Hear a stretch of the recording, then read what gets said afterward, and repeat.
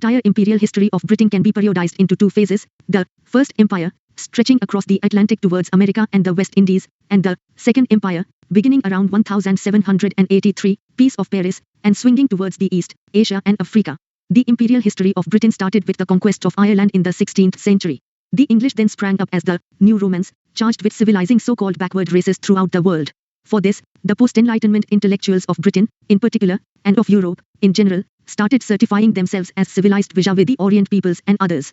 Owing to various spatial and situational forces, the nature of imperial ideology of Britain changed over time, but its fundamentals remained the same. Was the British conquest accidental or intentional? Historians have debated over the fundamental query, whether the British conquest of India was accidental or intentional. John Seeley leads the group which says that the British 82. Expansion and consolidation of British power 83. Conquest of India was made blindly, unintentionally, and accidentally, and in a fit of absent-mindedness. This school of opinion argues that the British came to trade in India and had no desire to acquire territories or to squander their profits on war waged for territorial expansion. The English, it is argued, were unwillingly drawn into the political turmoil created by the Indians themselves and were almost forced to acquire territories. The other group says that the British came to India with the clear intention of establishing a large and powerful empire, a plan which they completed by working on it bit by bit over the years. They dismiss as propaganda the claim of the peaceful intent and political neutrality of the English East India Company in its early days. Both the schools of opinion appear to be overstating their viewpoints. Initially, perhaps, the company officials started acquiring territory just to promote and protect their trade interests, especially when they saw how factionalized the political situation was. They came to realize how easily they could pit one local ruler against another and began to interfere in local politics and, in the process, acquired territories. But later on, the British politicians back in Britain and the administrators sent by them to India worked on a clear desire and planned to acquire territories and establish an empire. The enormous profits from the trade in the East views our acquisition of India was made blindly. Nothing great that has ever been done by Englishmen was done so unintentionally and so accidentally as the conquest of India. John Seeley. The deeper reasons of intention and motive for the company's acquisition of vast areas of territory are more obscure, for the expansion occurred in such different parts of India at different times. In each particular situation the precise British interests at stake varied, and the perceived danger to them, as did the relative weight in decision-making of different British groups concerned in Indian affairs. Judith Brown. 84. A brief history of modern India. Notably India attracted the English traders, the company, as it did other Europeans. A desire for quick profits, personal ambitions of individuals, plain avarice, and effects of political developments in Europe were some of the factors that made the British increase their political clout in India. At times, they waged wars to protect their commercial interests, and at others, they did so to protect their Indian allies from the attacks of potential rivals. B. L. Grover writes, Lord Wellesley resorted to aggressive application of the subsidiary alliance system to extend British dominion in India as a defensive countermeasure against the imperialistic designs of France and Russia. From 1798 to 1818 the British motives were consciously imperialistic. Lord Hastings further carried the policy of Wellesley and treated India as a conquered rather than an acquired country. Thereafter, the British seemed to work on a set design to conquer the whole of India, and even some neighbouring states. When did the British period begin in India? In mid-18th century India, various historical forces were at work, consequent to which the country moved towards a new direction. Some historians regard the year 1740, when the Anglo-French struggle for supremacy in India began in the wake of the War of Austrian Succession in Europe, as the beginning of the British period. Some see the year 1757, when the British defeated the Nawab of Bengal at Plassey, as the designated date. Still others regard 1761, the year of the Third Battle of Panipat when the Marathas were defeated by Ahmad Shah Abdali, as the beginning of this phase of Indian history. However, all such chronological landmarks are somewhat arbitrary because the political transformation which began around that time took about 80 years to complete. For instance, as we think of 1761, the British would certainly come to mind, because of their victory over the Nawab of Bengal at Plassey and over the French, but we would not entirely write of the Marathas and would probably also consider the prospects of Hyder Ali. In fact, it was a expansion and consolidation of British power 85. Period of Indian history which it would probably be a mistake to interpret in terms of what we know in the present.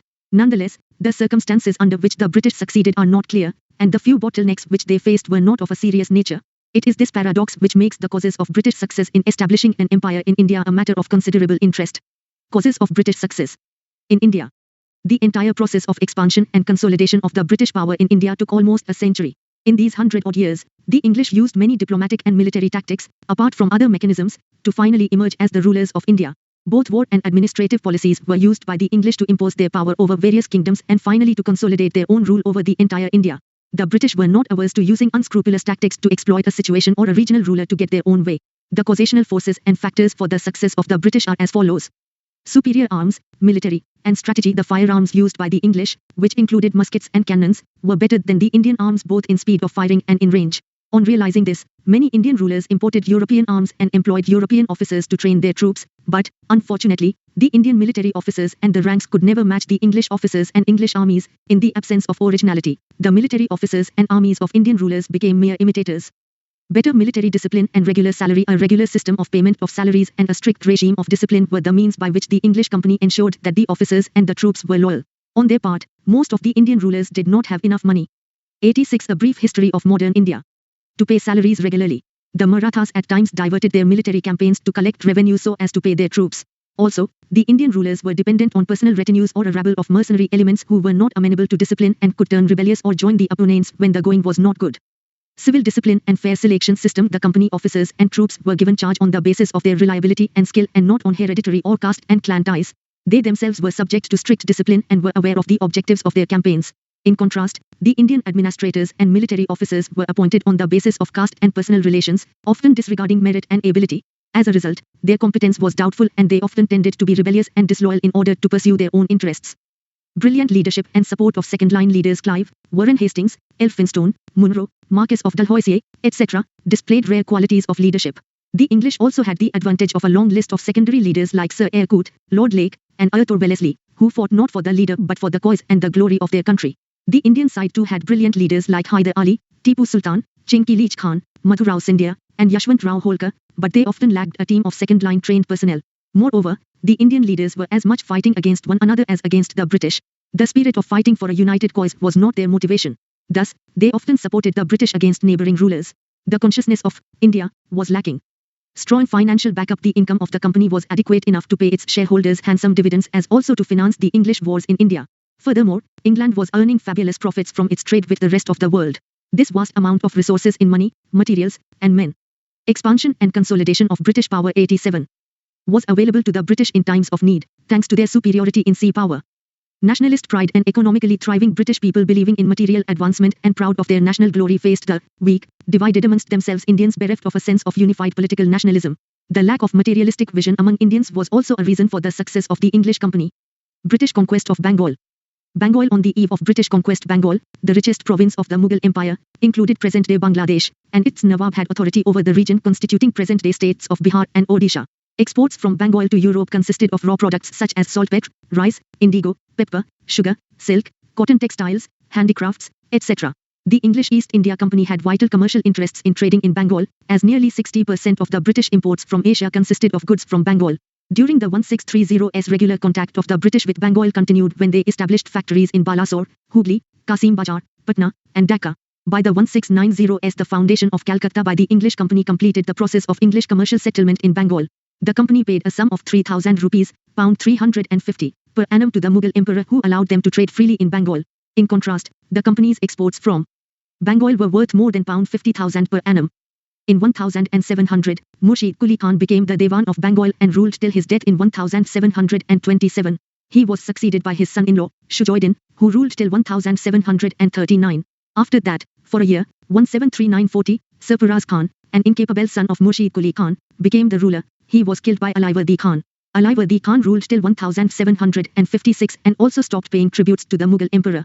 Under the rule of these rulers, Bengal made unprecedented progress. There were other factors too, which made Bengal prosperous. 4. 88. A brief history of modern India. Instance, the rest of India was disturbed by inter-border disputes, the Maratha invasions, Jat revolts, and external invasions by Nadir Shah and Ahmed Shah Abdali. The region of Bengal was fortunate enough to escape these challenges. The population of Calcutta rose from 15,000 in 1706 to 1 lakh in 1750, and other cities like Dhaka and Murshidabad became highly populous. Almost all the governors of Bengal strongly resented the special privileges enjoyed by the English company as it meant a huge loss to the provincial exchequer. So, the friction between the English commercial interests and the Bengal government became the chief cause for conflict between the two. During a short period between 1757 and 1765, the power gradually got transferred from the Nawabs of Bengal to the British, with the latter defeating the former. Alivardi Khan and the English in 1741, Alivardi Khan, the deputy governor of Bihar, killed the Nawab of Bengal Sarfaraz Khan in a battle and certified his own position as the new Subadar of Bengal by paying a large sum of money to the Mughal emperor, Muhammad Shah. Alivardi Khan ruled for 15 years, during which he fought off the Marathas. The English, too, took the advantage of the Maratha incursions in Bengal by obtaining a permission from the Nawab to dig a ditch and throw up an entrenchment around their settlement of Fort William. Later, Alivardi Khan's apprehensions were drawn to the Carnatic region, where the European companies had usurped all power. On realizing this, he was urged to expel the Europeans from Bengal. But he died in April 1756 and was succeeded by his grandson, Siraj-ud-Daulah, the son of Alivardi's youngest daughter. Challenges before Siraj-ud-Daulah, a youth just in his 20th year, Siraj inherited many troubles from his grandfather.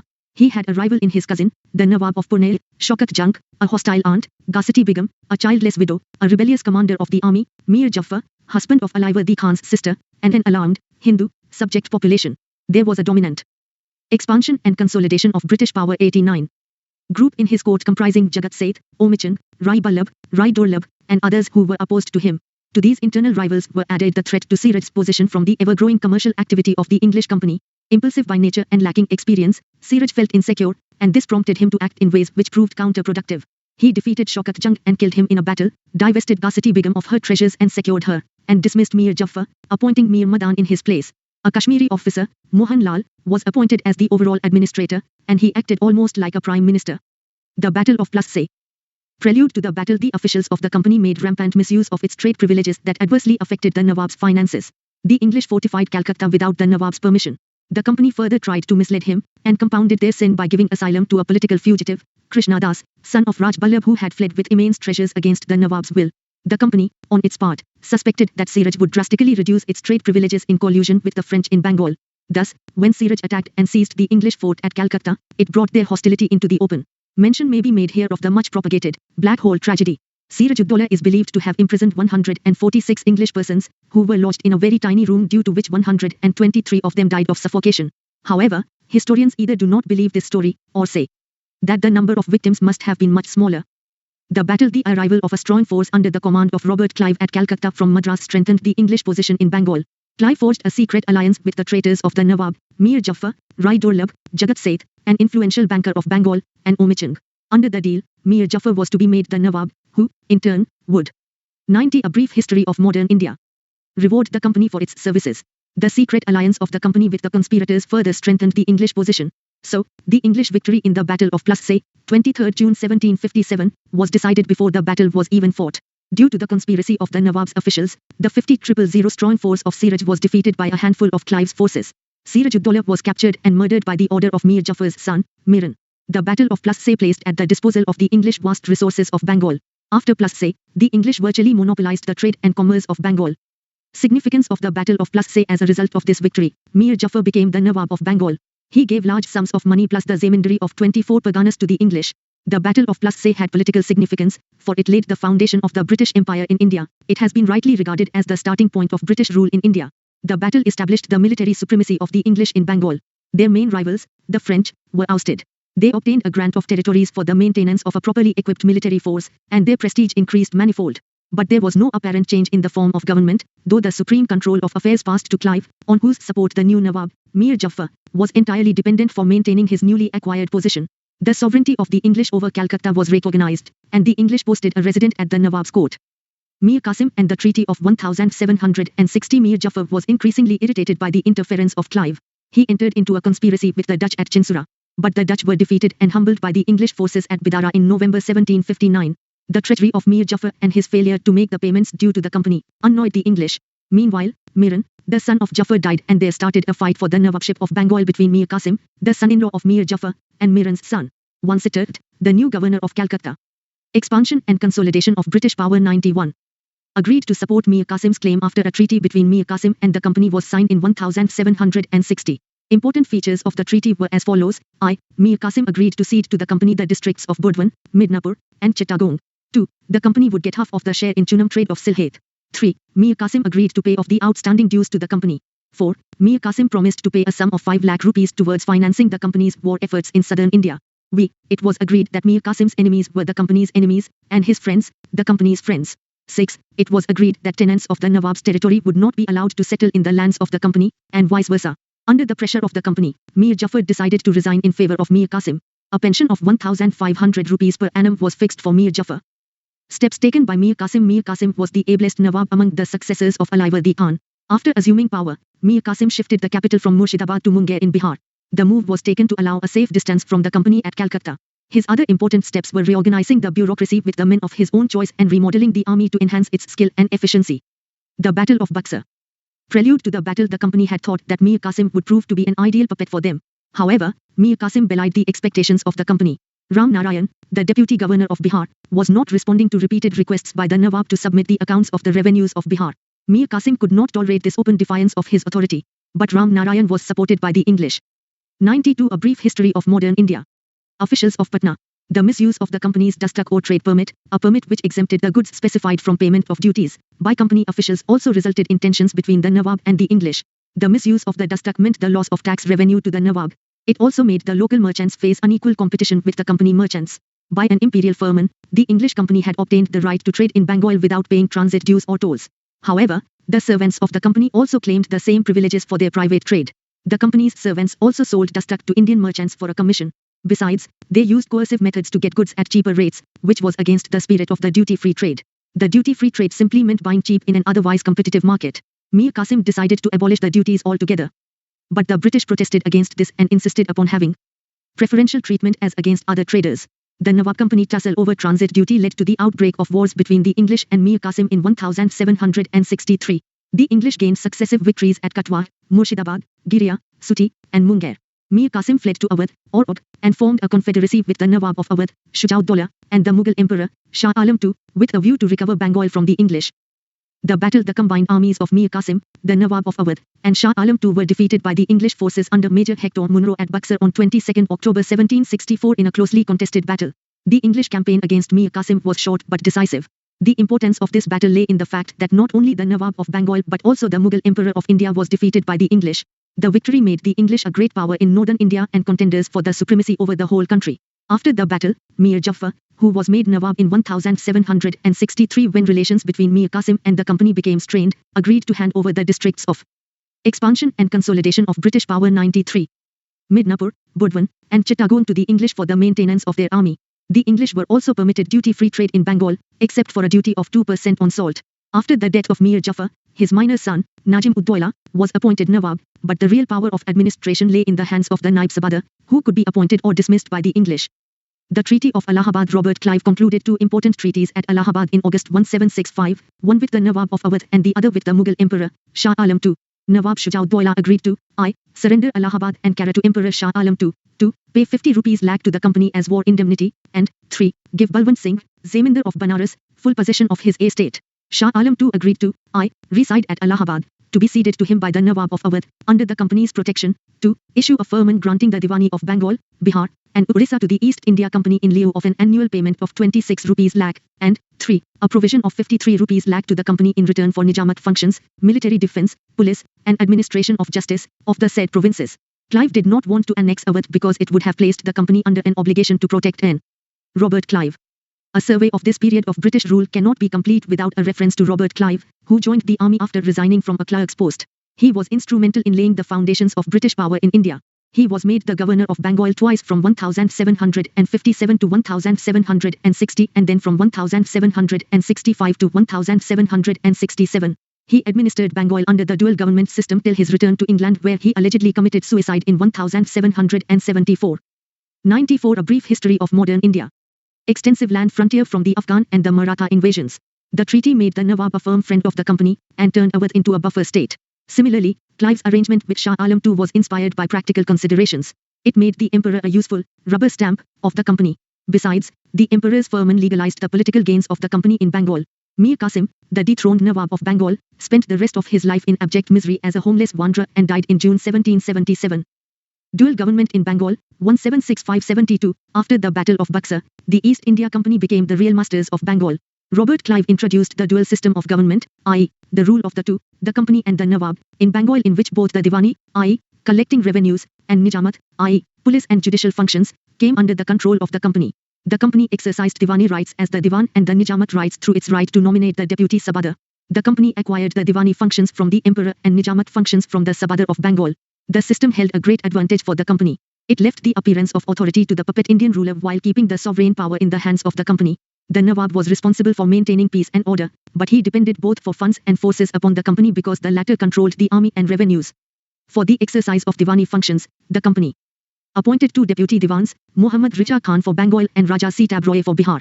Muhammad Richa Khan also acted as deputy Nazim or deputy Sabadar. The dual system led to an administrative breakdown and proved disastrous for the people of Bengal. Neither the company nor the Nawab cared for administration and public welfare. Warren Hastings did away with the dual system in 1772. Expansion and consolidation of British power 95. Mysore's resistance to the company. The Wadaya-Mysore dynasty after the Battle of Talikota, 1565, gave a deadly blow to the great kingdom of Vijayanagar. Many small kingdoms emerged from its remnants. In 1612 a Hindu kingdom under the Wadayas emerged in the region of Mysore. Chikka Krishna Raja Wadaya II ruled from 1734 to 1766. During the second half of the 18th century, Mysore emerged as a formidable power under the leadership of Hyder Ali and Tipu Sultan. The English felt their political and commercial interests in South India was threatened because of Mysore's proximity with the French and Hyder Ali and Tipu's control over the rich trade of the Malabar coast. Mysore's power was also seen as a threat to the control of the English over Madras. Rise of Hyder Ali in the early 18th century. Two brothers, Nanjaraj, the Savadikari, and Devaraj, the Dalwai, had reduced Chikka Krishna Raja Wadaya to a mere puppet. Hyder Ali, born in 1721 in an obscure family, started his career as a horseman in the Mysore army under the ministers, Nanjaraj and Devaraj. Views. Whether regarded as a duel between the foreigner and the native, or as an event pregnant with vast permanent consequences, Buxar takes rank amongst the most decisive battles ever fought. Not only did the victory of the English save Bengal, not only did it advance the British frontier to Allahabad, but it bound the rulers of Awadh to the conqueror by ties of admiration, of gratitude, of absolute reliance and trust, ties which made them for the 94 years that followed the friends of his friends and the enemies of his enemies. G. P. Mullison. Clive was not a founder but a harbinger of the future. He was not a planner of empire but an experimenter who revealed something of the possibilities. Clive was the forerunner of the British Empire. Percival Spear. 96. A brief history of modern India. Though uneducated, he possessed a keen intellect and was a man of great energy and determination. Repeated incursions of the Marathas and of the Nizam's troops into the territories of Mysore resulted in heavy financial demands made by the aggressors from Mysore. Mysore became financially and politically weak. The need of the hour was a leader with high degree of military powers and diplomatic skill. Hyder Ali fulfilled that need and usurped the royal authority by becoming the de facto ruler of Mysore in 1761. He realized that the exceedingly mobile Marathas could be contained only by a swift cavalry, that the cannons of the French-trained Nizami army could be silenced only by an effective artillery, and that the superior arms from the west could only be matched by arms brought from the same place or manufactured with the same know-how. Hyder Ali took the help of the French to set up an arms factory at Dimdigul, now in Tamil Nadu, and also introduced Western methods of training for his army. He also started to use his considerable diplomatic skill to outmaneuver his opponents. With his superior military skill, he captured Dodballapur, Sera, Bednur, and Hoskote in 176-163, and brought to submission the troublesome polygars of South India, in what is now Tamil Nadu. Recovering from their defeat at Panipat, the Marathas under Madhvarao attacked Mysore, and defeated Hyder Ali in 1764, 1766, and 1771. To buy peace, Hyder Ali had to give them large sums of money, but after Madhvarao's death in 1772, Hyder Ali raided the Marathas a number of times during 1774-76 and recovered all the territories he had previously lost, besides capturing new areas. First Anglo-Mysore War, 1767-69. Background. After their easy success in Bengal, the English were confident of their military strength. They concluded a treaty with the Nizam of Hyderabad, 1766, persuading him to give them the northern Circus region, in lieu of which they said they would protect the Nizam from Hyder Ali. Hyder already had territorial disputes with the Nawab of Erkot and differences with the Marathas. Expansion and consolidation of British power 97. Changing alliances. The Nizam, the Marathas, and the English allied together against Hyder Ali. Hyder acted with considerable tact and diplomatic skill. He paid the Marathas to turn them neutral and, promising to share conquered territories with the Nizam, converted the Nizam into his ally. He then joined the Nizam to attack the Nawab of Erkot. Course of war. The war continued for a year and a half without any conclusion. Hyder changed his strategy and suddenly appeared before the gates of Madras. There was complete chaos and panic at Madras, forcing the English to conclude a very humiliating treaty with Hyder on April 4, 1769, the Treaty of Madras. The treaty provided for the exchange of prisoners and mutual restitution of conquests. Hyder Ali was promised the help of the English in case he was attacked by any other power. Second Anglo-Mysore War, 1780-84.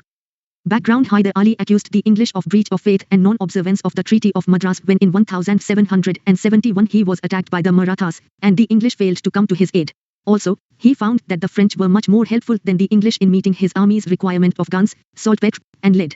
Consequently, through Mahe, a French possession on the Malabar coast, some French war material was brought to Mysore. Meanwhile, the American War of Independence had broken out, in which the French were on the side of the rebels against the English. Under the circumstances, Hyder Ali's friendship with the French caused even more concern to the English. They, therefore, tried to capture Mahé, which Hyder regarded to be under his protection. Hyder considered the English attempt to capture Mahé a direct challenge to his authority. Course of war. Hyder forged an anti-English alliance with the Marathas and the Nizam. He followed it up by an attack in the Carnatic, capturing Arcot, and defeating the English army under 98. A brief history of modern India. Colonel Bailey in 1781. In the meantime, the English, under Sir Eyre Coote, detached both the Marathas and the Nizam from Hyder's side, but the undeterred Hyder faced the English boldly only to suffer a defeat at Porto Novo in November 1781. However, he regrouped his forces and defeated the English and captured their commander, Braithwaite. Treaty of Mangalore. Hyder Ali died of cancer on 7 December 1782. Now his son, Tipu Sultan, carried on the war for 1 year without any positive outcome. Fed up with an inconclusive war, both sides opted for peace, negotiating the Treaty of Mangalore, March 1784, under which each party gave back the territories it had taken from the other. Third Anglo-Mysore War. Background. A dispute arose between Tipu and the state of Travancore. Travancore had purchased Jalkotal and Cannanore from the Dutch in the Cochin state. As Cochin was a feudatory of Tipu, he considered the act of Travancore as a violation of his sovereign rights. So, in April 1790, Tipu declared war against Travancore for the restoration of his rights. Course of war. The English, siding with Travancore, attacked Tipu. In 1790, Tipu defeated the English under General Meadows. In 1791, Cornwallis took the leadership and at the head of a large army marched through Ambur and Vellore to Bangalore, captured in March 1791, and from there to Seringapatam. Coimbatore fell to them, but they lost it again, and at last with the support of the Marathas and the Nizam, the English attacked Seringapatam for the second time. Tipu offered serious opposition, but the odds were against him. Consequently, he had to pay heavily under the Treaty of Seringapatam. Treaty of Seringapatam. Under this treaty of 1792, nearly half of the Masurian territory was taken over by the victors. Baramahal, Dimdugal, and Malabar went to the English, while the Marathas got the regions surrounding the Tungabhadra and its tributaries and the Nizam acquired the areas from the Krishna to beyond the Penna. Besides, a war damage of 3. Expansion and consolidation of British power. 99 crore rupees was also taken from Tipu. Half of the war indemnity was to be paid immediately, while the rest was to be given in installments, for which Tipu's 2 sons were taken as hostages by the English. Fourth Anglo-Mysore War. Background. The English as well as Tipu Sultan used the period 1792 to 1799 to recoup their losses. Tipu fulfilled all the terms of the Treaty of Seringapatam and got his sons released. In 1796, when the Hindu ruler of Vodayar dynasty died, Tipu refused to place Vodayar's minor son on the throne and declared himself Sultan. He also decided to avenge his humiliating defeat and the terms put by the Treaty of Seringapatam. In 1798, Lord Wellesley succeeded Sir John Shore as the new Governor-General. An imperialist to the core, Wellesley was concerned about Tipu's growing friendship with the French and aimed at annihilating Tipu's independent existence or force him to submission through the system of subsidiary alliance. So, the charge sheet against Tipu mentioned that he was plotting against the English with the Nizam and the Marathas and that he had sent emissaries to Arabia, Afghanistan, Kabul, and Zaman Shah, as also to Isle of France, Mauritius, and Versailles, with treasonable intent.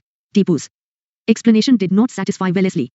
Course of war. The war began on 17 April 1799 and ended on 4 May 1799 with the fall of Seringapatam. Tipu was defeated first by English General Stuart and then by General Harris. Arthur Wellesley, the brother of Lord Wellesley, also participated in the war. The English were again helped by the Marathas and the Nizam. The Marathas had been promised half of the view. We have crippled our enemy effectively without making our friends too formidable. Lord Cornwallis. 100. A brief history of modern India. Estimate of Tipu Sultan. Tipu Sultan was born in November 1750 to Hyder Ali and Fatima. A well-educated man, he could freely converse in Arabic, Persian, Kanris, and Urdu. Tipu was a great warrior. He was known as the Tiger of Mysore, and gave maximum care to the raising and maintenance of an efficient military force. He organized his army on the European model with Persian words of command. Though he took the help of the French officers to train his soldiers, he never allowed them, French, to develop into a pressure group. Like his father, Tipu realized the importance of a naval force.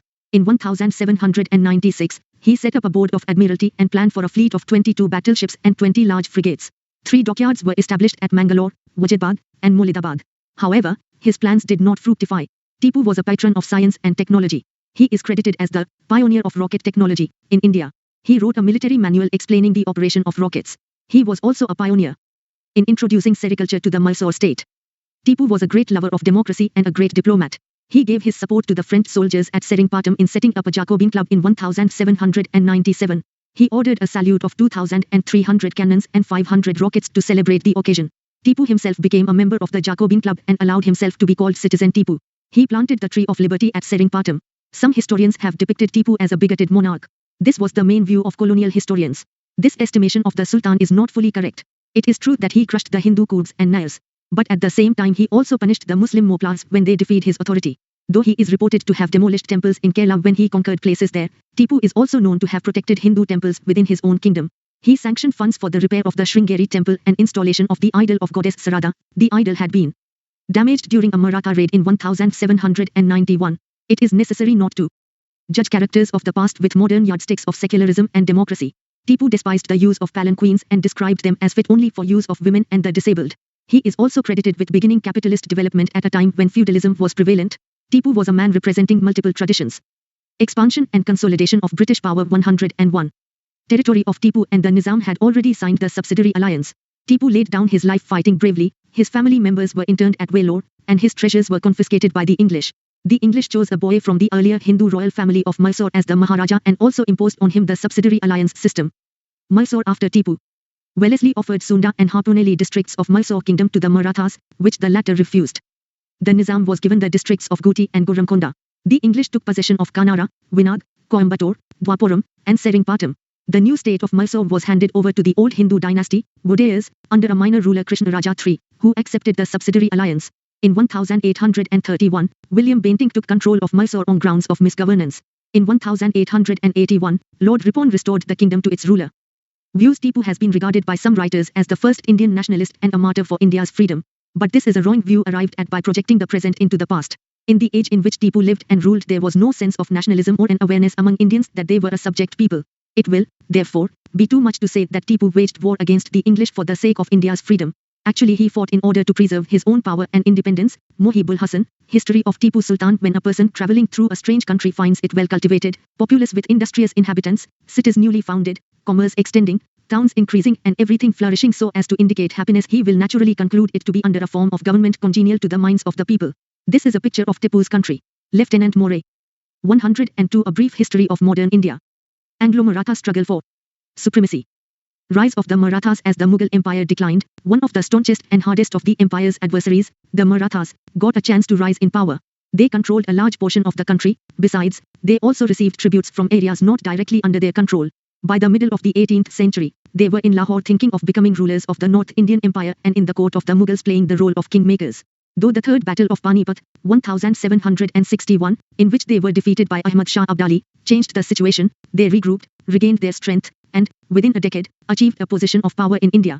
Bajirao I, 1720-40, considered greatest of all the Peshwas, had started a confederacy of prominent Maratha chiefs to manage the rapidly expanding Maratha power, and to some extent appease the Kshatriya section of the Marathas. Peshwas were Brahmins, led by the Senapati, the body. Under the arrangement of the Maratha confederacy, each prominent family under a chief was assigned a sphere of influence which he was supposed to conquer and rule, but in the name of the then Maratha king, Shahu.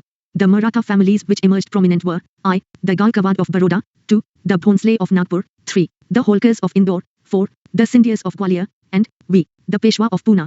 The confederacy, under Bajirao I to Madhvarao I, worked cordially, but the Third Battle of Panipat, 1761, changed everything.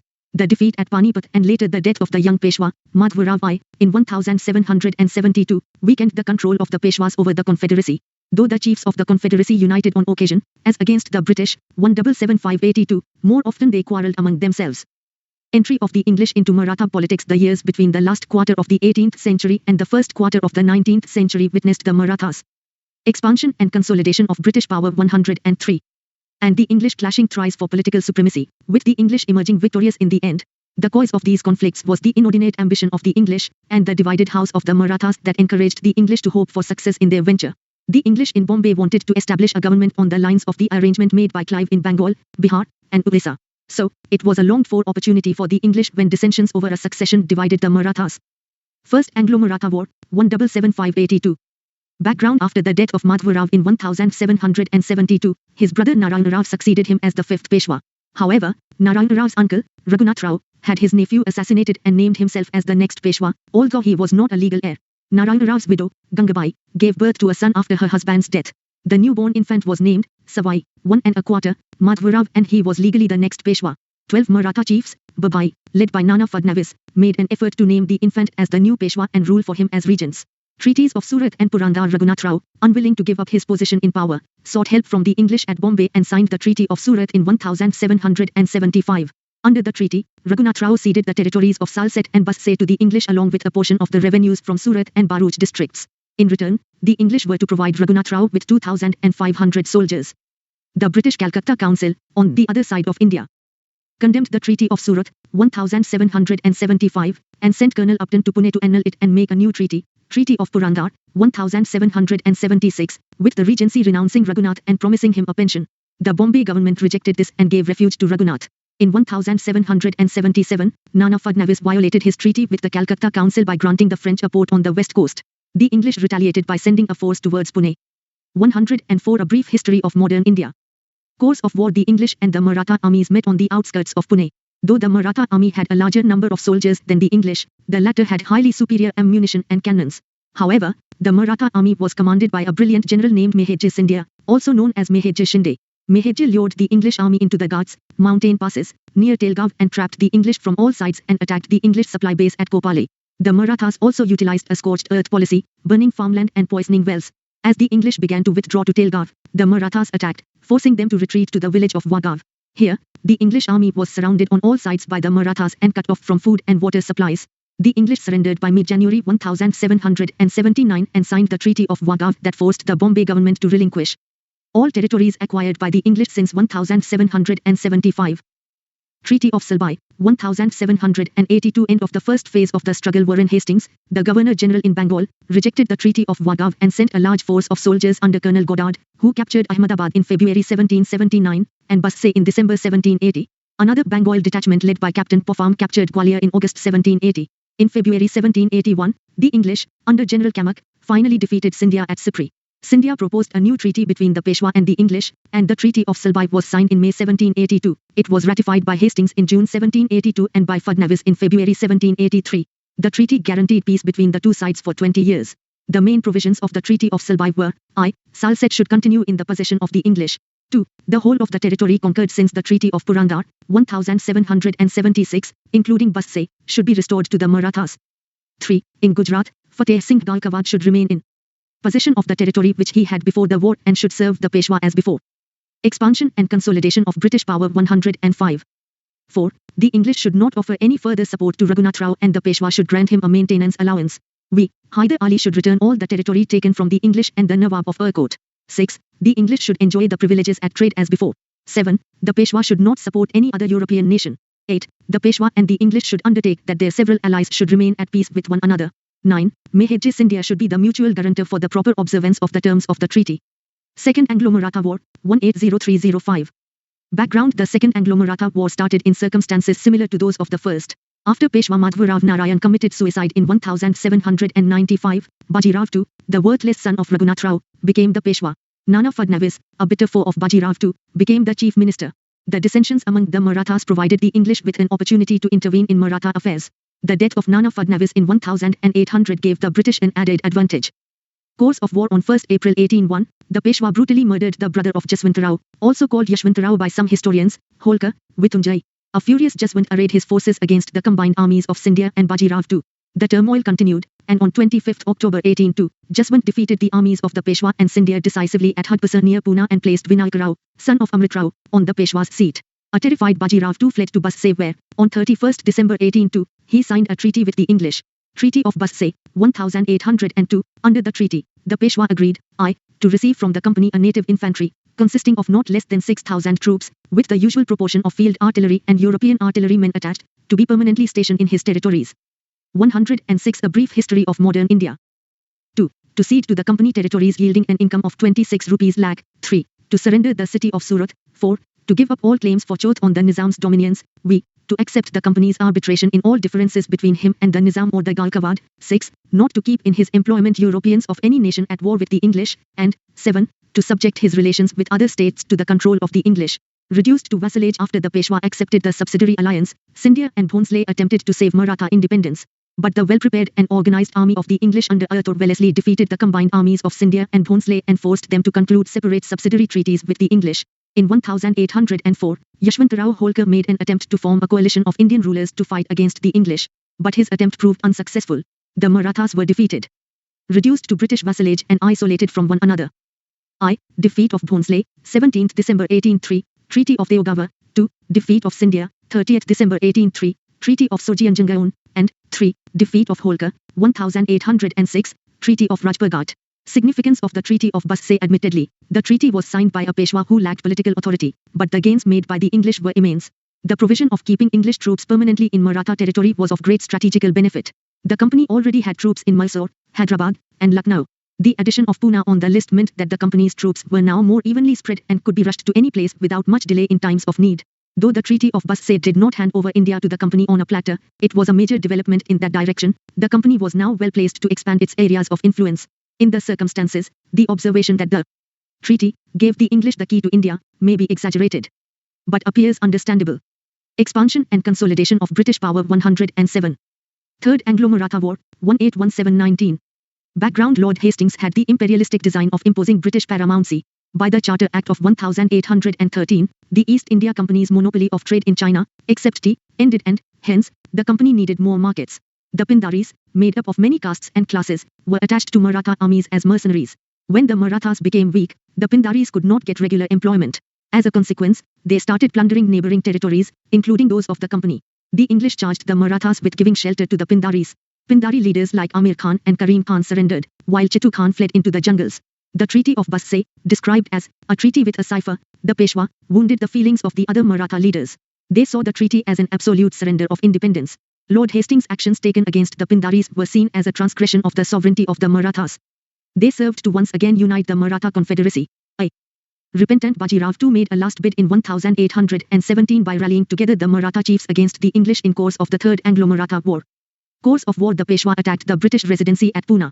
Appa Sahib of Nagpur attacked the residency at Nagpur, and the Holkar made preparations for war.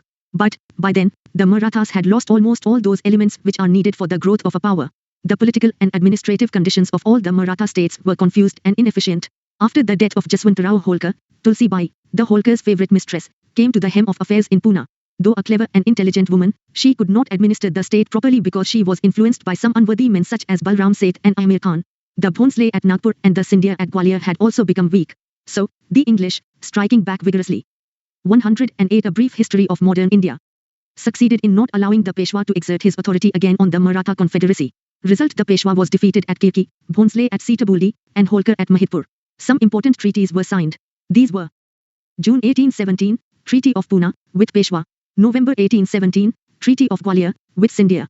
January 1818, Treaty of Mandasa, with Holkar. In June 1818, the Peshwa finally surrendered and the Maratha Confederacy was dissolved. The Peshwaship was abolished. Peshwa Baji Rao became a British retainer at Bithur near Kanpur. Pratap Singh, a lineal descendant of Shivaji, was made ruler of a small principality, Satara, formed out of the Peshwa's dominions. Why the Marathas lost? There were several reasons for the Marathas' defeat by the English. The main reasons were as follows. Inept leadership. The Maratha state was despotic in character. The personality and character of the head of the state had a great bearing on the affairs of the state. But, unfortunately, the later Maratha leaders Baji Rao II, Dauletrao Scindia and Jaswantrao Holkar were worthless and selfish leaders. They were no match for the English officials such as Elphinstone, John Malcolm, and Arthur Wellesley, who later led the English to conquer Napoleon. 2. Defective nature of Maratha state. The cohesion of the people of the Maratha state was not organic but artificial and accidental, and hence precarious. There was no effort, right from the days of Shivaji, for a well-thought-out organized communal improvement, spread of education, or unification of the people. The rise of the Maratha state was based on the religio-national movement. This defect of the Maratha state became glaring when they had to contend with a European power organized on the best pattern of the West. 3. Loose political setup. The Maratha Empire was a loose confederation under the leadership of the Chhatrapati and later the Peshwa. Powerful chiefs such as the Gaekwad, the Holkar, the Scindia, and the Bhonsle carved out semi-independent kingdoms for themselves and paid lip service to expansion and consolidation of British power. 109. The authority of the Peshwa. Further, there existed irreconcilable hostility between different units of the Confederacy. The Maratha chief often took sides with one or the other. The lack of a cooperative spirit among the Maratha chiefs proved detrimental to the Maratha state. 4. Inferior military system. Though full of personal prowess and valor, the Marathas were inferior to the English in organization of the forces, in war weapons, in disciplined action, and in effective leadership.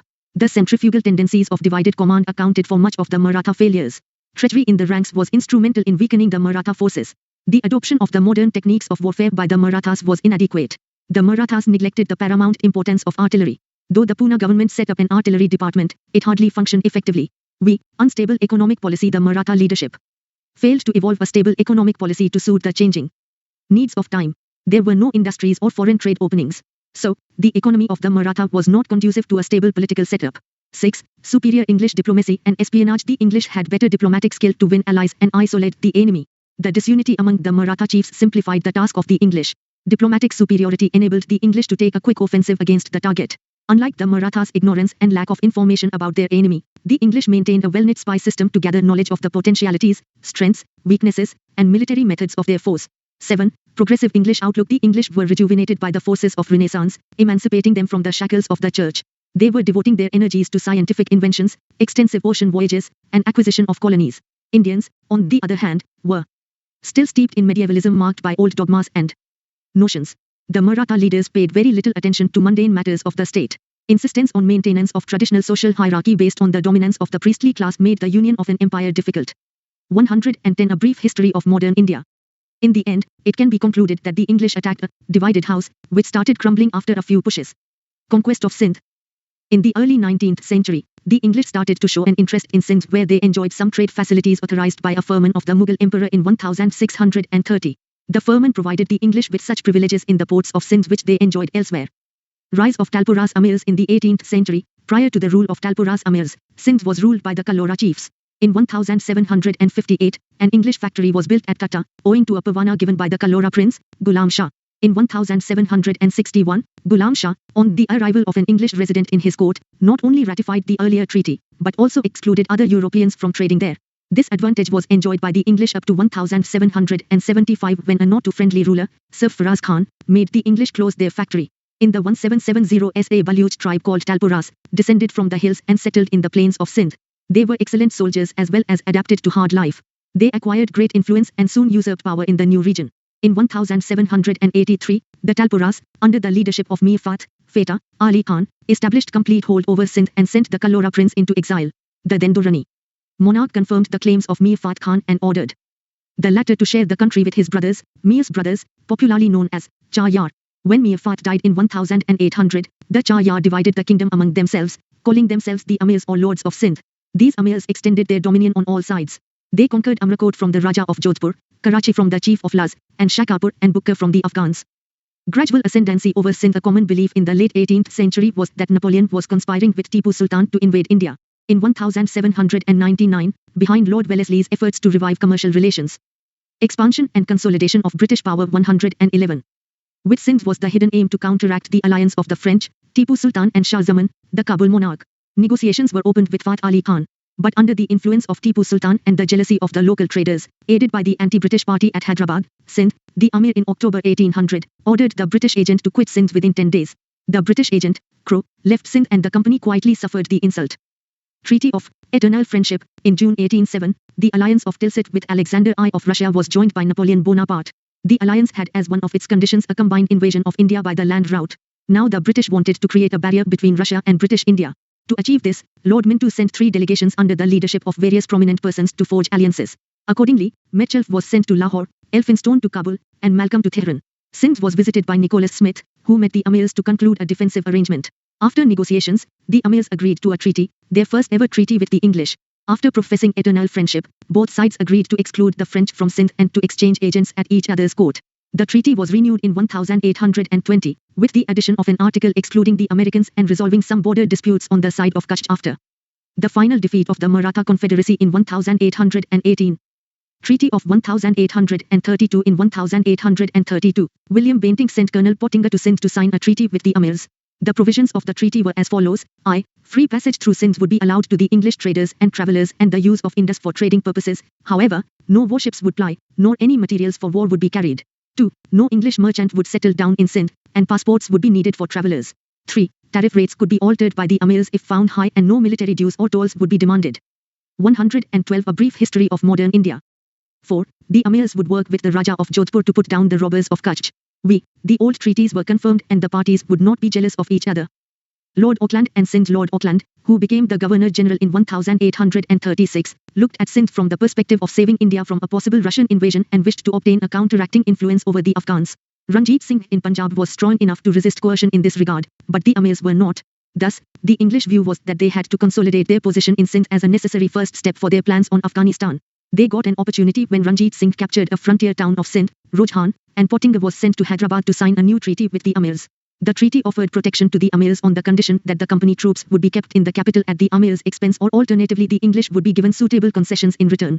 The Amirs initially refused but later agreed reluctantly to sign the treaty in 1838 when the possibility of Ranjit Singh getting help from others was pointed out to them. The treaty permitted the English to intervene in the disputes between the Amirs and the Sikhs, as also to establish the presence of a British resident who could go anywhere he liked escorted by English troops. Thus, Sindh was turned into a British protectorate in 1838.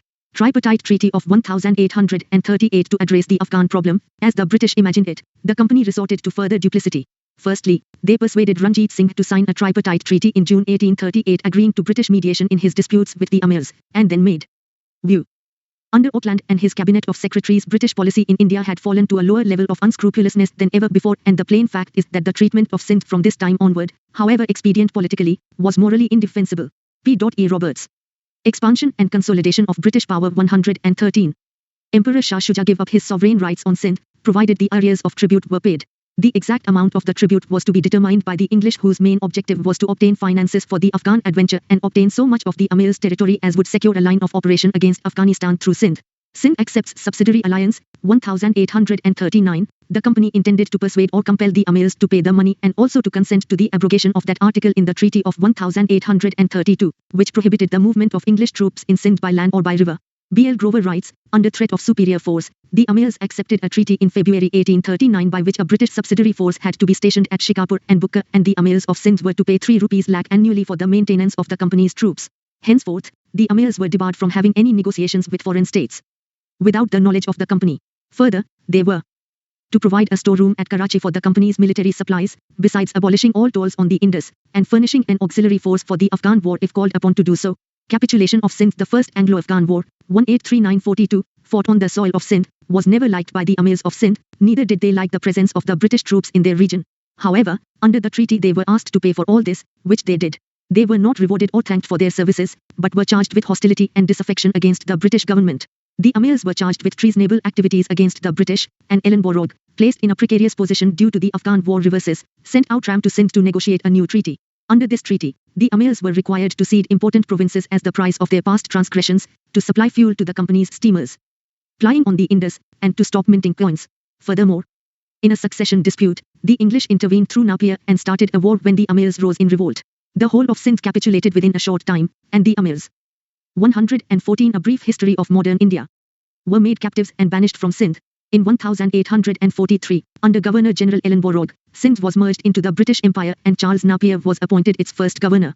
Criticisms of the conquest of Sindh. Historians generally condemn the acquisition of Sindh by the British in strong words. The causes for annexation were deliberately manufactured. Like many episodes in the British conquest of India, the Afghan War is also a tale of bullying tactics and deceit. However, in the instance of the First Afghan War, the English suffered terribly at the hands of the Afghans with a corresponding loss of prestige. To compensate for this, they annexed Sindh, which prompted Elphinstone to comment, coming from Afghanistan it put one in mind of a bully who has been knocked in the street and went home to beat his wife in revenge. Conquest of Punjab. Consolidation of Punjab under the Sikhs. After the murder of the last Sikh Guru, Guru Gobind Singh, a section of Sikhs under the leadership of Banda Bahadur revolted against the Mughals during the rule of Bahadur Shah. In 1715, Banda Bahadur was defeated by Firuziyar and put to death in 1716. Thus, the Sikh polity, once again, became views. We have no right to seize Sindh, yet we shall do so, and a very advantageous, useful, humane piece of rascality it will be. Charles Napier. To remove such brutal tyrants, the Amirs, was worthy of England's greatness. The conquest of Sindh is therefore no iniquity. Charles Napier. I am sick of your policy. I will not say yours is the best, but it is undoubtedly the shortest, that of the sword. James Outram, deputy of Napier at the time of annexation of Sindh. Expansion and Consolidation of British Power 115. Leaderless and later got divided into two groups, Bandai, liberal, and Tat Khalsa, orthodox. This rift among the followers ended in 1721 under the influence of Bhai Mani Singh. Later, in 1784, Kapoor Singh Fajulapuria organized the Sikhs under Dal Khalsa, with the objective of uniting followers of Sikhism, politically, culturally, and economically. The whole body of the Khalsa was formed into two sections, Buddha Dal, the army of the veterans, and Taruna Dal, the army of the young. The weakness of the Mughals and invasions of Ahmad Shah Abdali created a general confusion and anarchy in Punjab. These political conditions helped the organized Dal Khalsa to consolidate further. The Sikhs consolidated in misls, which were military brotherhoods with a democratic setup. Misl is an Arabic word which means equal or alike. Another meaning of misl is state. During the period 1763 to 1773, many Misls started to rule the Punjab region under Sikh chieftains, from Saharanpur in the east to Attock in the west, from the mountainous regions of the north to Multan in the south. Sukakakia Misl and Ranjit Singh. At the time of the birth of Ranjit Singh, 2nd November 1780, there were 12 important Misls: Ahluwalia, Bangi, Dalewalia, Fajulapuria, Kanhaya, Crossinggir, Nakai, Nishniya, Fulkiya, Rangahiya Sukachakia, and Shahid. The central administration of a Misl was based on Gurumata Sangh, which was essentially a political, social, and economic system. Ranjit Singh was the son of Mahan Singh, the leader of the Sukakakia Misl. Mahan Singh died when Ranjit Singh was only 12 years old. But Ranjit Singh showed an early acumen at political affairs.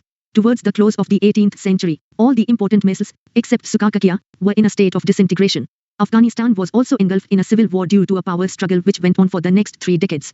These events in the neighboring regions were fully exploited by Ranjit Singh, who followed a ruthless policy of blood and iron, and carved out for himself a kingdom in the central Punjab.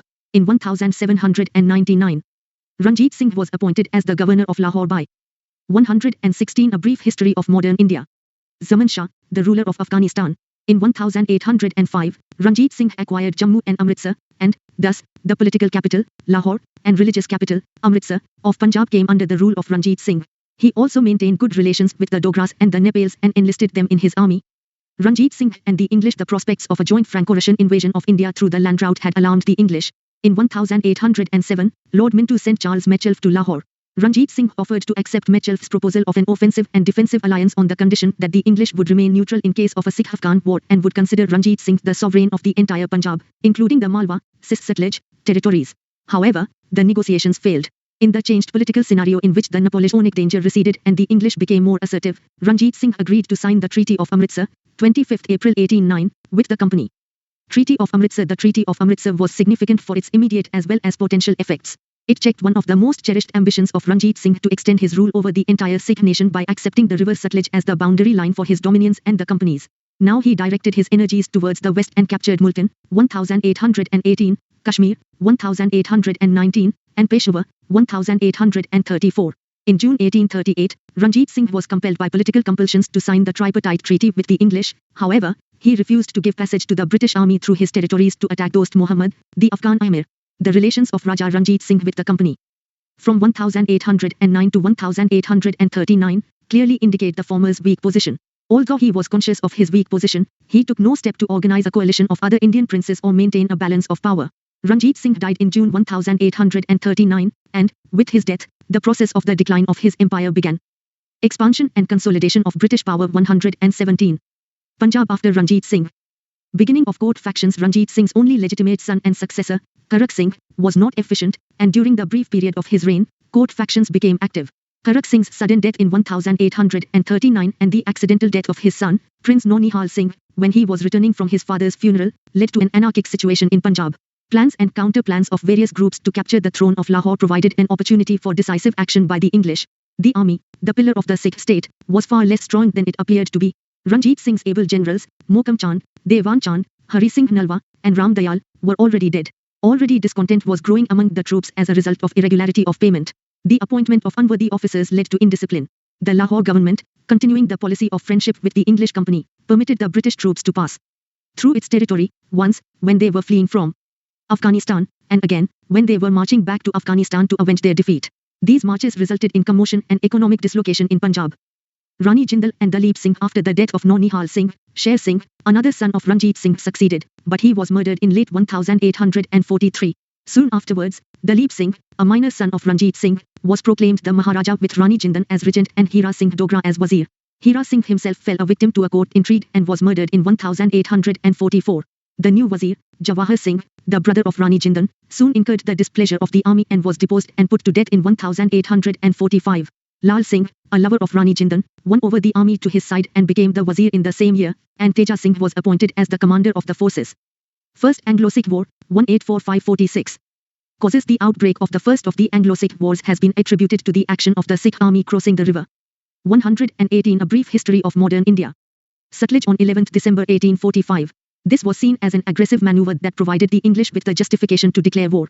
The causes were, however, much more complex and may be listed as follows. I. The anarchy in the Lahore kingdom following the death of Maharaja Ranjit Singh, resulting in a power struggle for domination between the court at Lahore and the ever-powerful and increasingly local army. 2. Suspicions amongst the Sikh army arising from English military campaigns to achieve the annexation of Gwalior and Sindh in 1841 and the campaign in Afghanistan in 1842. And 3. The increase in the number of English troops being stationed near the border with the Lahore kingdom. Course of war. The war began in December 1845, with 20,000 to 30,000 troops in the British side, while the Sikhs had about 50,000 men under the overall command of Lal Singh. But the treachery of Lal Singh and Teja Singh caused 5 successive defeats to the Sikhs at Mukki, 18th December 1845, Ferozesha, December 21-22, 1845, Badelwal, Aliwal, 28th January 1846, and at Sobraun, 10th February 1846. Lahore fell to the British forces on 20th February 1846 without a fight.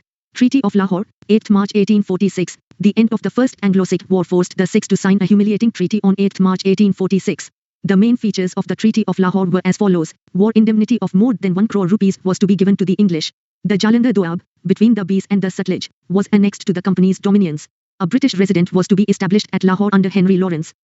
The strength of the Sikh army was reduced. Dalip Singh was recognized as the ruler under Rani Jindan as regent and Lal Singh as wazir. Since the Sikhs were not able to pay the entire war indemnity, Kashmir, including Jammu, was sold to Gulab Singh. Expansion and consolidation of British power 119. And he was required to pay 75 lakh rupees to the company as the price. The transfer of Kashmir to Gulab Singh was formalized by a separate treaty on 16th March 1846. Treaty of Bhairowal. The Sikhs were not satisfied with the Treaty of Lahore over the issue of Kashmir, so they rebelled. In December 1846, the Treaty of Bhairowal was signed. According to the provisions of this treaty, Rani Jindan was removed as regent and a council of regency for Punjab was set up. The council consisted of 8 Sikh Sardars presided over by the English resident, Henry Lawrence. Second Anglo-Sikh War, 1848-49. Causes. The defeat in the First Anglo-Sikh War and the provisions of the treaties of Lahore and Bhairowal were highly humiliating for the Sikhs. Inhuman treatment meted out to Rani Jindan, who was sent to Benares as a pensioner, added to the resentment of the Sikhs. Mulraj, the governor of Multan, was replaced by a new Sikh governor over the issue of increase in annual revenue. Mulraj revolted and murdered 2 English officers accompanying the new governor. Sher Singh was sent to suppress the revolt, but he himself joined Mulraj, leading to a mass uprising in Multan. This could be considered as the immediate cause of the war. The then Governor-General of India, Lord Dalhousie, a hardcore expansionist, got the pretext to annex Punjab completely. Course of war. Lord Dalhousie himself proceeded to Punjab. 3 important battles were fought before the final annexation of Punjab. These 3 battles were: I. Battle of Ramnagar, led by Sir Hugh Gow, the commander-in-chief of the company. 2. Battle of Chilhanwala, January 1849. 3. Battle of Gujarat, 21st February 1849. The Sikh army surrendered at Rawalpindi, and their Afghan allies were chased out of India. Gujarat is a small town on the banks of River Jhelum. 120. A brief history of modern India. Result. At the end of the war came surrender of the Sikh army and Sher Singh in 1849, annexation of Punjab, and for his services the Earl of Dalhousie was given the thanks of the British Parliament and a promotion in the peerage, as Marquess, setting up of a 3-member board to govern Punjab, comprising of the Lawrence brothers, Henry and John, and Charles Mansell.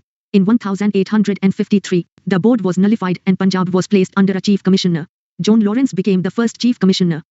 Significance of the Anglo-Sikh Wars. The Anglo-Sikh Wars gave the 2 sides a mutual respect for each other's fighting prowess. The Sikhs were to fight loyally on the British side in the revolt of 1857 and in many other campaigns and wars up till the Indian independence in 1947. Extension of British paramountcy through administrative policy. The process of imperial expansion and consolidation of British paramountcy was carried on by the company during the 1757-1857 period through a 2-fold method: A. Policy of annexation by conquest or war, and B. Policy of annexation by diplomacy and administrative mechanisms. We have already discussed how the company defeated and subjugated, one by one, the major Indian powers like Bengal, Mysore, the Marathas, and the Sikhs, mainly by waging wars against them and through considerable deceit. But in the case of many other powers, the British applied diplomatic and administrative policies. In this context, we may cite examples of Warren Hastings' ring fence policy, Wellesley's system of subsidiary alliance, and Dalhousie's doctrine of lapse, to see how the British dominion expanded in India. The policy of ring fence. Warren Hastings took charge as the Governor-General at a critical period of British rule when the British were to expansion and consolidation of British power 121. Encountered the powerful combination of the Marathas, Mysore, and Hyderabad. He followed a policy of ring fence which aimed at creating buffer zones to defend the company's frontiers. Broadly speaking, it was the policy of defense of their neighbors' frontiers for safeguarding their own territories. This policy of Warren Hastings was reflected in his war against the Marathas and Mysore. The chief danger to the company's territories was from the Afghan invaders and the Marathas. To safeguard against these dangers, the company undertook to organize the defense of the frontiers of Awadh on the condition that the Nawab would defray the expenses of the defending army. The defense of Awadh constituted the defense of Bengal during that time. Thus, the states brought under the ring fence system were assured of military assistance against external aggression, but at their own expense. In other words, these allies were required to maintain subsidiary forces which were to be organized, equipped, and commanded by the officers of the company who, in turn, were to be paid by the rulers of these states. Wellesley's policy of subsidiary alliance was, in fact, an extension of the ring fence system which sought to reduce the Indian states into a position of dependence on the British government. Subsidiary alliance. The subsidiary alliance system was used by Lord Wellesley, who was Governor-General from 1798-1805, to build an empire in India. Under the system, the allying Indian states ruler was compelled to accept the permanent stationing of a British force within his territory and to pay a subsidy for its maintenance. The Indian ruler had to agree to the posting of a British resident in his court. The Indian ruler could not employ any European in his service without the prior consultation with the company, nor could he go to war or negotiate with any other Indian ruler without consulting the Governor-General. In return for all this, the British would defend the ruler from his enemies and adopt a policy of non-interference in the internal matters of the allied state. One of the objectives behind Wellesley's strengthening. 122. A brief history of modern India. Of the subsidiary alliance system was to keep the French from reviving and expanding their influence in India. Around this time, the fear of Napoleon's expedition towards the east was very real for the British, who felt that the French could attack the western coast of India from their colony of Mauritius. Hence, the clause in the alliance treaty the Indian rulers to dismiss Europeans, other than the British, from their service and not employ any. By means of this system, the company could station its forces at strategic locations and keep the French at bay. Besides, the subsidiary alliance would expand the company's hold over the Indian states and gradually bring more and more territory into the company's fold. The Indian rulers lost their independence by buying security. They were not free of interference from the British resident. They lost much of their revenue, paying for the British troops. Also, the alliance made the Indian rulers weak and irresponsible. The subjects were exploited and it was practically impossible to depose the oppressive rulers as they were protected by the British. Evolution and perfection. It was probably Dupleix who first gave on hire, so to say, European troops to Indian rulers to fight their wars. Since then, almost all the governor-generals from Clive onwards applied the system to various Indian states and brought it to near perfection. The first Indian state to fall into this protection trap, which anticipated the subsidiary alliance system, was Awadh, which, in 1765, signed a treaty under which the company pledged to defend the frontiers of Awadh on the condition of the Nawab defraying the expenses of such defense. It was in 1787 that the company first insisted that the subsidiary state should not have foreign relations. This was included in the treaty with the Nawab of Karnataka which Cornwallis signed in February 1787. It was Wellesley's genius to make it a general rule to negotiate for the surrender of territory in full sovereignty for the maintenance of the subsidiary force. Expansion and consolidation of British power. 123. View. Wellesley converted the British Empire in India to the British Empire of India. From one of the political powers in India, the company became the supreme power in India and claimed the whole country as its sole protectorate. From Wellesley's time onwards, the defense of India was the company's responsibility. Sidney J. Owen, selection from Wellesley's dispatches. Stages of application of subsidiary alliance. There were 4 stages in the evolution of the subsidiary alliance. In the first stage, the company offered to help a friendly Indian state with its troops to fight any war the state might be engaged in. The second stage consisted of making a common cause with the Indian state now made friendly and taking the field with its own soldiers and those of the state. Now came the third stage when the Indian ally was asked not for men but for money. In return, the company promised that it would recruit, train, and maintain a fixed number of soldiers under British officers, and that the contingent would be available to the ruler for his personal protection as also for keeping out aggressors. In the fourth or the last stage, the money or the protection fee was fixed, usually at a high level. When the state failed to pay the money in time, it was asked to cede certain parts of its territories to the company in lieu of payment. The company's entry into the affairs of the state had begun. Now it would be for the British resident, installed in the state capital under the treaty, to initiate, sustain, and hasten the process of eventual annexation. States which accepted alliance. The Indian princes who accepted the subsidiary system were the Nizam of Hyderabad, September 1798 and 1800, the ruler of Mysore, 1799, the ruler of Tanjore, October 1799, the Nawab of Awadh, November 1801, the Peshwa, December 1801, the Bhonsle Raja of Berar, December 1803, the Scindia, February 1804, the Rajput states of Jodhpur, Jaipur, Macheri, Bundi, and the ruler of Bharatpur, 1818. The Holkars were the last Maratha confederation to accept the subsidiary alliance in 1818. 124. A brief history. Views. A 1950 colonial office paper disarmingly says that Britain, as a seafaring and trading nation, had long been a collector of islands and peninsulas. In a much-quoted remark, Sir John Seeley, the Regius Professor of Modern History at Cambridge, said something similar in 1883. We seem, as it were, to have conquered and peopled half the world in a fit of absence of mind. That didn't mean quite what it seemed to say. What Seeley meant was that there had not been a coherent policy behind Britain's imperial expansion. There had been an incoherent set of policies. The 1950 paper explained that the collection of islands and peninsulas was assembled to protect trade and the sea routes. The motive for empire was selfish. The motivation consisted of desires which interlocked, desires for wealth, for strategic possessions from which to defend the wealth, and for prestige, the inevitable concomitant of wealth. In the process, numberless hundreds of thousands of native populations were slaughtered. Almost always, the subject races, even the most sophisticated and educated amongst them, were regarded as and made to feel inferior to the ruling caste. Walter Reed, keeping the jewel in the crown. In the 100 years after say, the East India Company, with an army of 260,000 men at the start of the 19th century and the backing of the British government and parliament, many of whose members were shareholders in the enterprise, extended its control over most of India. The company conquered and absorbed a number of hitherto independent or autonomous states, imposed executive authority through a series of high-born governors general appointed from London, regulated the country's trade, collected taxes and imposed its fiat on all aspects of Indian life. Shashi Tharoor, An Era of Darkness. Doctrine of lapse. In simple terms, the doctrine stated that the adopted son could be the heir to his foster father's private property, but not the state. It was for the paramount power, the British, to decide whether to bestow the state on the adopted son or to annex it. The doctrine was stated to be based on Hindu law and Indian customs, but Hindu law seemed to be somewhat inconclusive on this point, and the instances of expansion and consolidation of British power 125. Annexation of Awadh. Awadh was the oldest of the surviving states brought under the subsidiary alliance, and the cruel impact of the system resulted in its continuous maladministration under profligate and extravagant Nawabs for a long spell of 80 years. The people suffered from the heavy taxes imposed by the Nawab as also the illegal exactions by his officials and the Tuluktars. The chronic bankruptcy of the treasury was partly due to the heavy charges realized by the British government for maintenance of the subsidiary troops.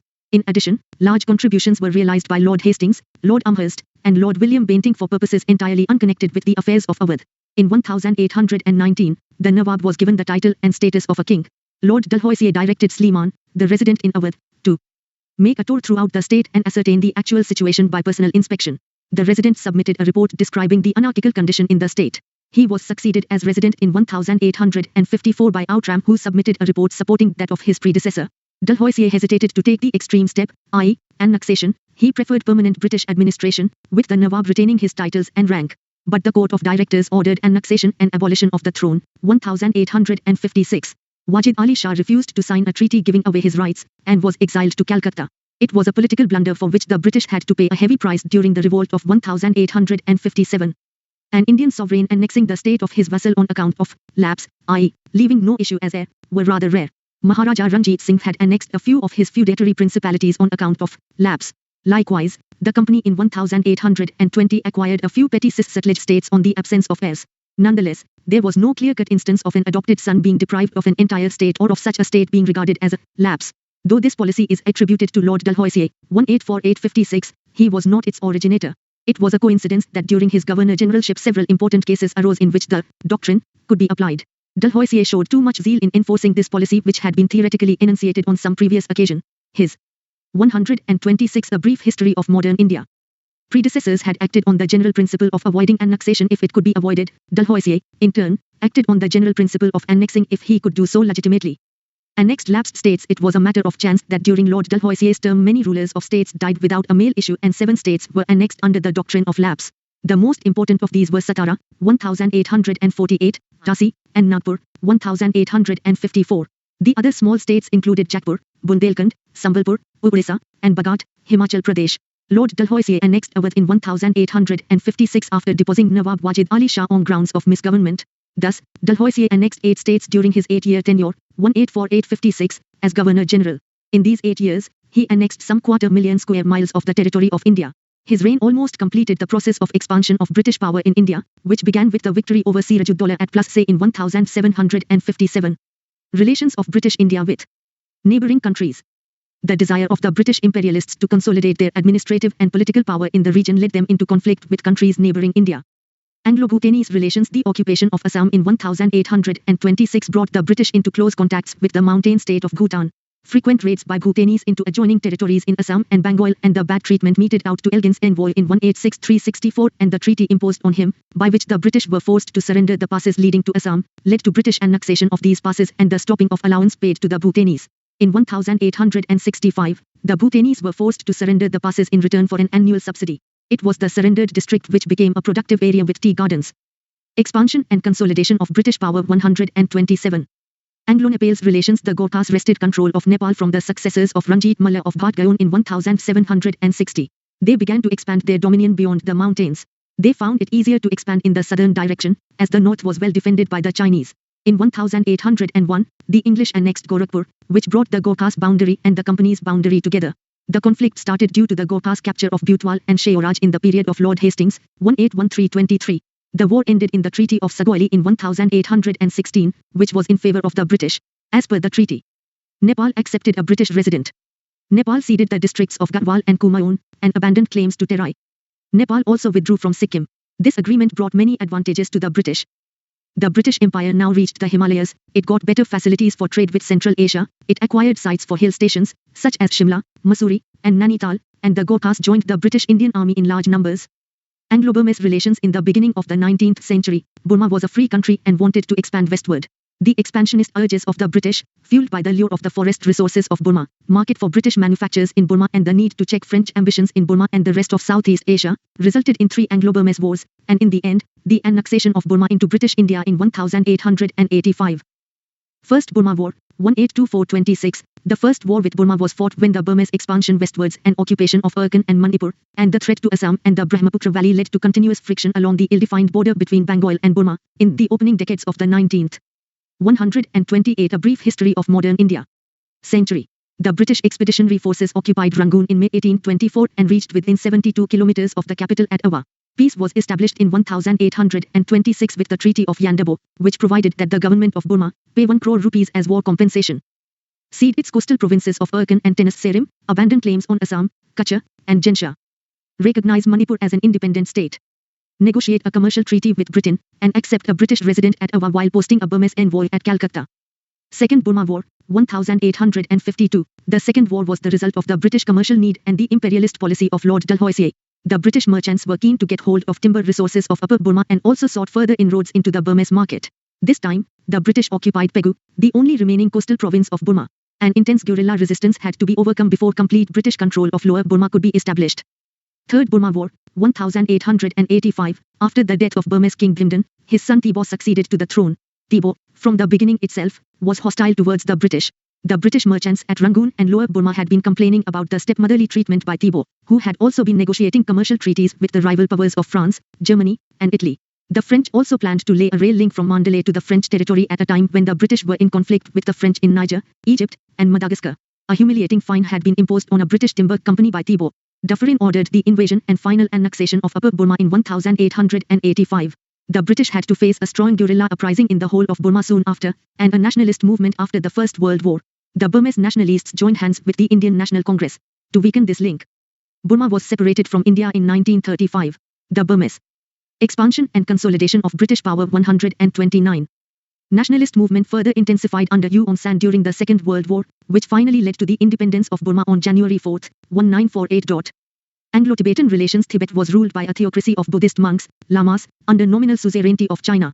The British efforts to establish friendly and commercial relations with Tibet had not yielded any result in the past, and a deadlock had been reached by the time of Curzon's arrival in India. The Chinese suzerainty over Tibet was ineffective and Russian influence at Lhasa was increasing. There were reports of Russian arms and ammunition coming into Tibet. Curzon felt alarmed and sent a small Gorkha contingent under Colonel Yoinguspan on a special mission to Tibet to oblige the Tibetans to come to an agreement. The Tibetans refused to negotiate and offered non-violent resistance. Yoinguspan pushed his way into Lhasa, August 1904, while the Dalai Lama fled. Treaty of Lhasa, 1904, Yoinguspan dictated terms to the Tibetan officials which provided that Tibet would pay an indemnity of 75 lakh rupees at the rate of 1 lakh rupees per annum. As a security for payment, the Indian government would occupy the Chambai Valley, territory between Bhutan and Sikkim, for 75 years. Tibet would respect the frontier of Sikkim, trade marts would be opened at Yatung, Gyans, Gatok, and Tibet would not grant any concession for railways, roads, telegraph, etc., to any foreign state, but give Great Britain some control over foreign affairs of Tibet. Later, on the insistence of the Secretary of State and true to the pledge given to Russia, the treaty was revised, reducing the indemnity from 75 rupees lakh to 25 rupees lakh and providing for evacuation of Chambai Valley after 3 years. The valley was actually evacuated only in January 1908.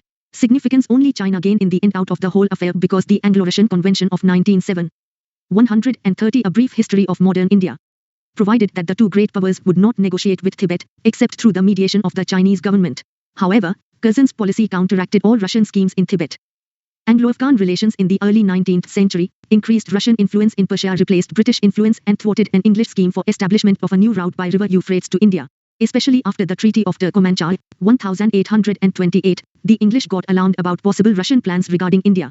Soon, there was a search for a scientific frontier from the Indian side. Passes of the northwest seemed to hold the key to enter India. The need was felt for Afghanistan to be under control of a ruler who would be friendly to the British. Forward policy of Auckland, who came to India as the Governor-General in 1836, advocated a forward policy. This implied that the company government in India itself had to take initiatives to protect the boundary of British India from a probable Russian attack. This objective was to be achieved either through treaties with the neighboring countries or by annexing them completely. The Amir of Afghanistan, Dost Muhammad, wanted British friendship but made it conditional on the British helping him to recover Peshawar from the Sikhs, a condition which the British government in India rejected. Dost Muhammad now turned to Russia and Persia for help. This prompted the British government to go ahead with the forward policy, and a tripartite treaty, 1838, was entered into by the British, the Sikhs, and Shah Shuja, who had been deposed from the Afghan throne in 1809 and had been living since then as a British pensioner at Ludhiana.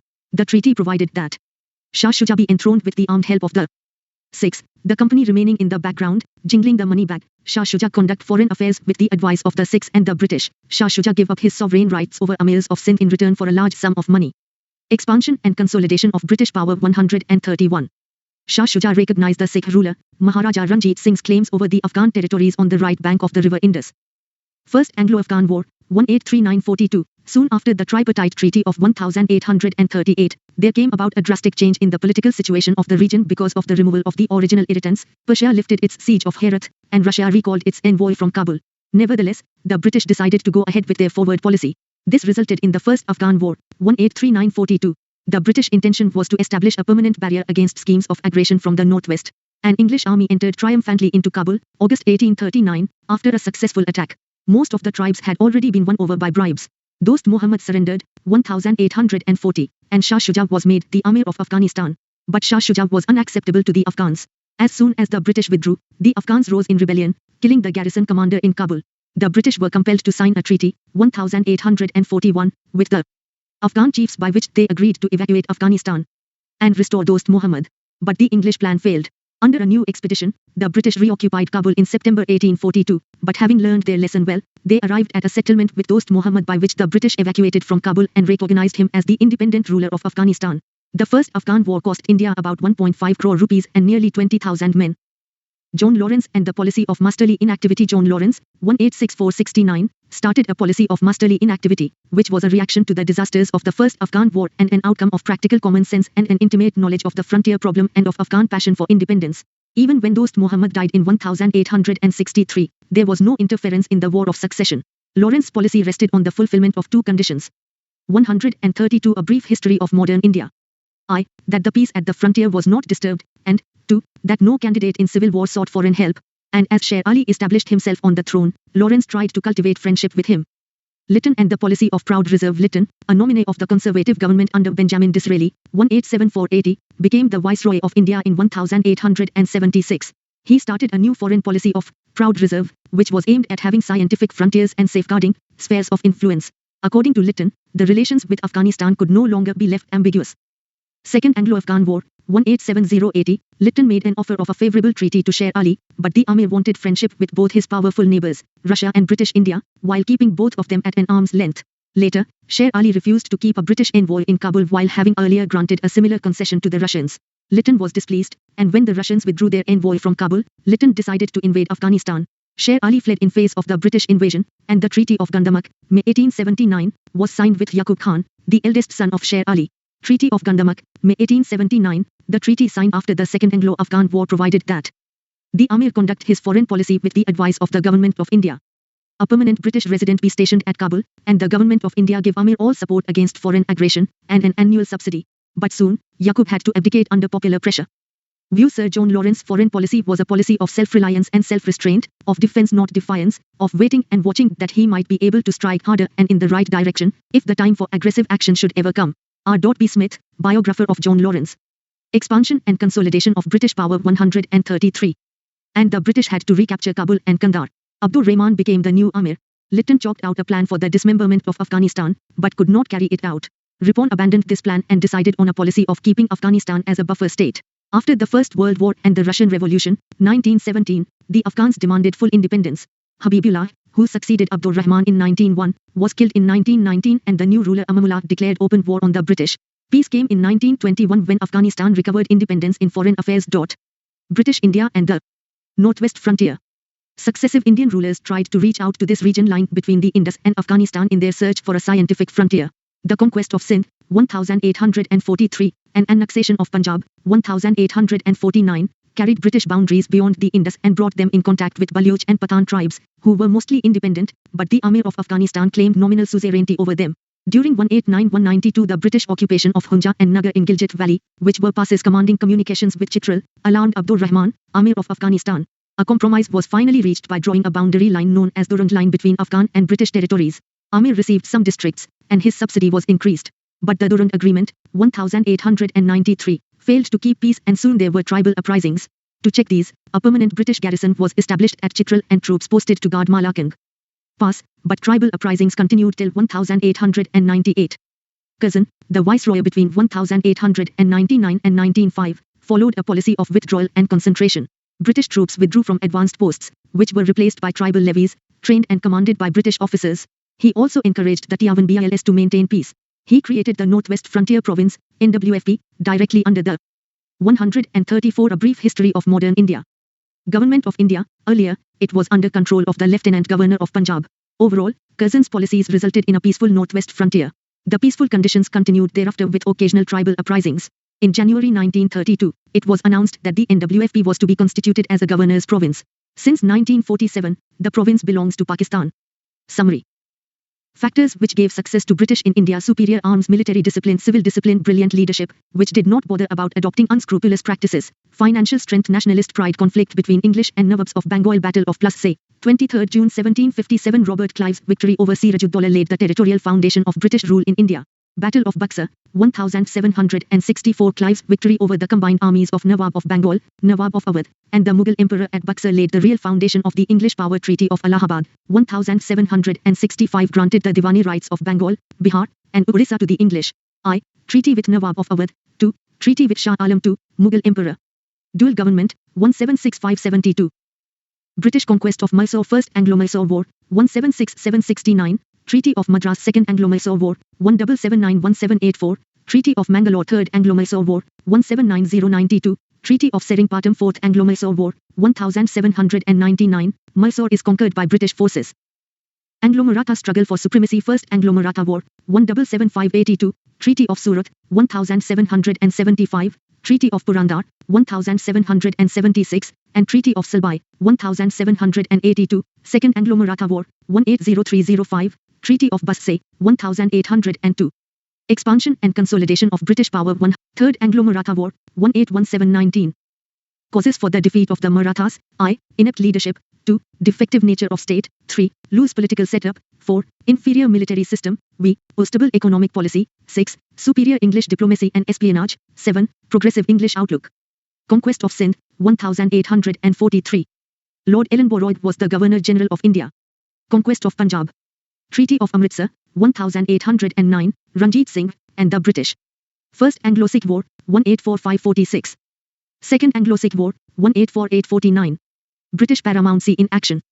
Ring-fence policy of Warren Hastings. Subsidiary alliance of Wellesley.